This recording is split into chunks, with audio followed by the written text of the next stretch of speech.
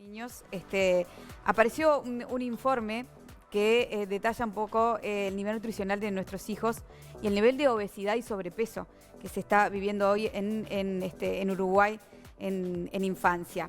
Fíjense ustedes que un 35% de niños entre 2 y 4 años en Uruguay tienen obesidad o sobrepeso. A su vez, 1 de cada 4 niños tiene problemas de obesidad y a nivel general, más de la mitad de la población, casi un 60%, tiene la misma problemática. Y no son datos menores cuando hablamos de niños que además en general la alimentación depende de lo que su familia le da, ¿no? Hoy invitamos a Lucía Arocena, ella es nutricionista especializada en infancia, un poco para hablar de este tema. A nosotros, Lucía, buen día primero. Buen día. Bienvenida. Bienvenida. Más allá de Dani, que es el profesional en la mesa, a los que no somos profesionales, un 60% nos llama poderosamente la atención. Supongo que a vos, especializada en el área de nutrición, debe ser un número que te debe quemar. Sí, Sí, ¿no? es un número que está hace tiempo. Eso te iba a decir, que nos quema hace tiempo. Sí. Y bueno, más de la mitad, y estamos hablando de una enfermedad, o por lo menos no es una situación normal. Entonces, obviamente, es alarmante, y más alarmante es como vemos que se va trasladando a generaciones anteriores, ¿no? Y cada vez más temprano.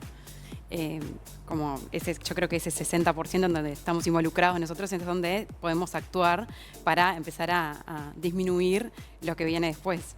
Sí, me llama mucho la atención porque estamos en un momento de que como que hay un revival de muchas cosas, ¿no? Por ejemplo, la gente está, creo que con la pandemia se dio mucho tratando de volver a lo natural de, por ejemplo, las huertas en el balcón, los cambios de hábitos a nivel de alimentación. Hay gente que, por ejemplo, desterró la idea de comer carne, gente que se decidió a cocinar un poco más. Y es como que esto no redunda, o cuando uno pasa raya, ves que pasa este tipo de cosas. Sí, bueno, en realidad es un tema de educación e información. Estamos como bombardeados de información y a veces lo que pasa es que no sabemos de qué agarrarnos. La pandemia, especialmente para los niños, fue algo clave porque los niños también se dejaron de mover, que obviamente la alimentación capaz que es como el eje principal, pero la actividad física, reducirle el tiempo de pantallas, dormir bien, que también todas estas actividades repercuten en el sueño, son cosas claves que generan el bienestar y el buen estado nutricional. ¿Cuáles son los hábitos alimenticios? Estamos hablando de un 35% de los niños de 2 a 4 que tienen obesidad en nuestro país. ¿Cuáles son los hábitos alimenticios que decís, esto es lo que realmente está causando esta situación, los peores, digamos? Bueno, son varios factores, pero obviamente esto empieza antes de los 2. Ya desde los 6 meses vemos que en niños se les ofrecen ultraprocesados, por ejemplo. Hay leches de primer crecimiento que a veces se ofrecen y tienen más azúcar. Entonces, cuando después el pediatra dice, bueno, pasa de la leche entera o regular, no le gusta. Y va a elegir, ahí empezamos chocolate, no sé, vainilla, azúcar, y bueno, y entramos en una cadena de que nos preocupamos porque el niño no come y empezamos a agregar comida chatarra, que es algo que nunca hay que hacer, siempre ofrecer alimentos saludables y que nuestro entorno sea saludable. Yo no puedo tener en mi casa un placar lleno de galletitas y decirle al niño, no, comete una manzana. Claro. Entonces, como esa coherencia entre nosotros adultos y qué le damos a los niños. Los azúcares es lo que más se ve, ¿no? En los bebitos y en los más chiquitos. Sí, eso es lo que más genera como adicción, digamos. Se ven un montón de cosas. El horario de pantallas, como hablamos recién, y con la pandemia, obviamente, que además, yo creo que a todos nos pasa a veces como padres que decís, bueno, un ratito de tele, pero tenemos que tener pila de cuidado porque no es solo lo que le repercute a nivel emocional y de actividad, sino también comer con la pantalla, lo que implica que el niño esté quieto. Y después esa hiperactividad para tranquilizarlo, otro poco de comida. Entonces como que entramos en un ciclo en donde el niño obviamente empieza a engordar, que es lo de menos, ¿no? El problema es todo lo que viene después, claro. La diabetes, la hiperactividad, un montón de factores que no se pueden después, es muy difícil controlarlos y volver para atrás. ¿Sigue todavía culturalmente, tú lo ves como nutricionista, arraigado el concepto de niño gordito, niño saludable? Un poco sí. ¿O se ha perdido? ¿Cuál es el límite, no? Claro, no al 100%, no como antes. Creo que cada vez se tiende a respetar más esa hambre y saciedad del niño. O sea, me parece que estamos mucho más informados que antes, pero todavía se escucha. Pobrecito, qué flaquito. No ni una sano, cosa ni claro. la otra. A ver, también es importante que cada niño, si respeta su hambre y saciedad y está con una alimentación saludable, va a tener su propia contextura. Entonces, como que en ese equilibrio que es, además los padres queremos como que también que tienda a ser normal. cuando la normalidad es eso, es que coma cuando tenga hambre, que pueda parar de comer, Claro.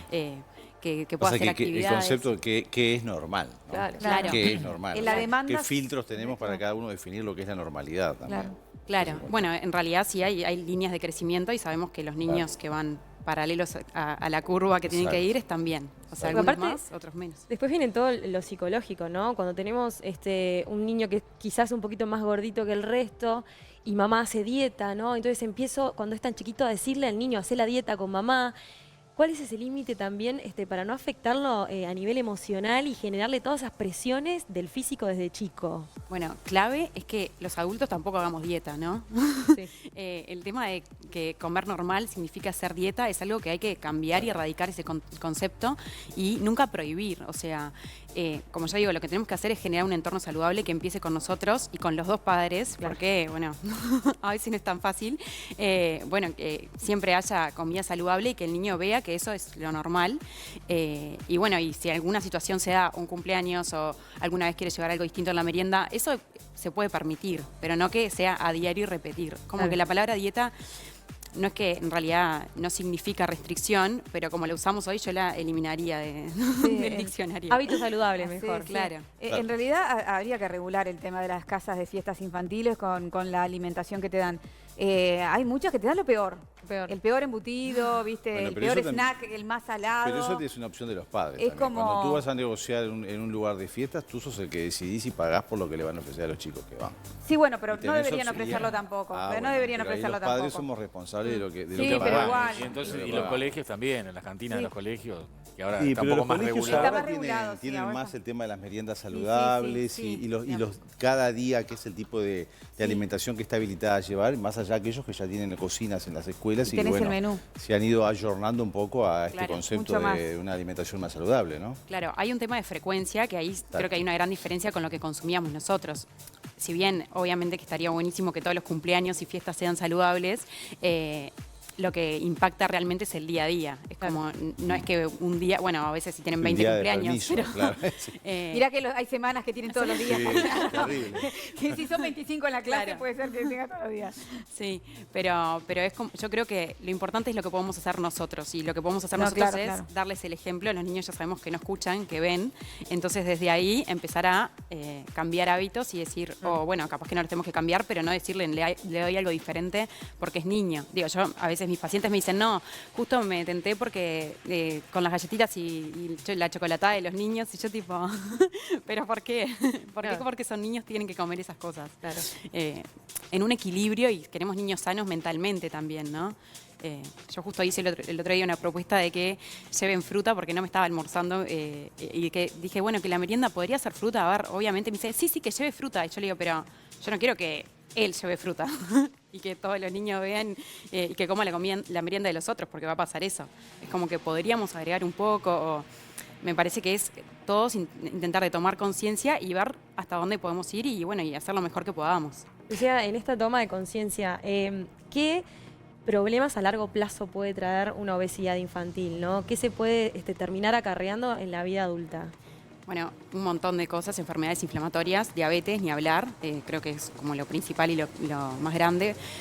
Bueno, todo lo que es, obesidad también me habla de un intestino que está dañado, eso trae síndrome de hiperactividad, también muchas veces eso vamos directo al psicólogo y empieza en la casa con una mala alimentación, una mala flora, todo lo que es comportamiento, que vemos mucho hoy, niños, bueno, con déficit atencional o que no se concentran. Están o irascibles de repente. Están irascibles, bueno, toda esa parte de depresión, ni hablar, ¿no?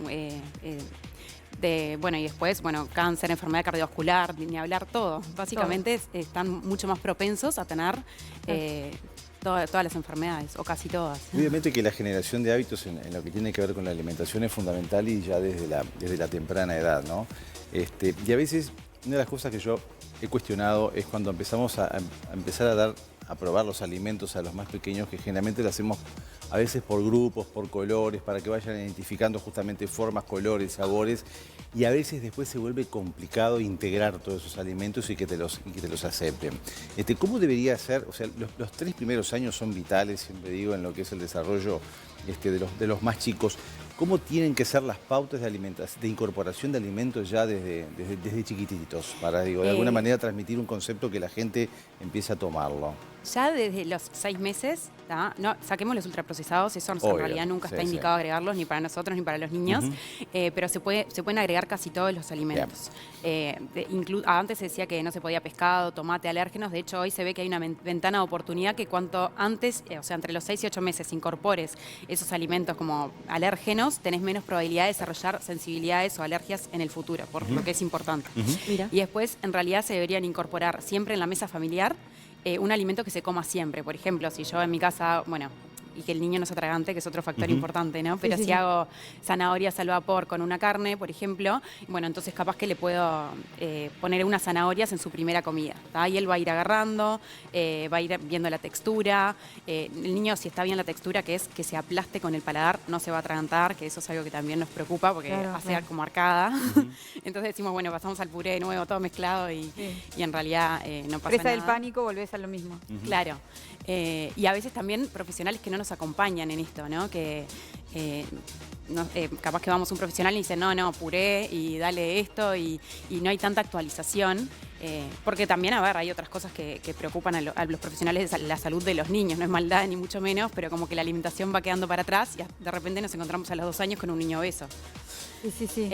Bueno, y esos alimentos, irlos uno a uno incorporando para que el niño vaya como probando. Vos cuando agregas un alimento a los 6 meses es principalmente por un tema de social y de empezar a conocer, no tanto nutricional. Sí empiezan a faltar algunas cosas, pero no es tan drástico. Siempre hasta los 2 años ya es como una tercera parte, pero durante el primer año de vida el alimento principal es la leche.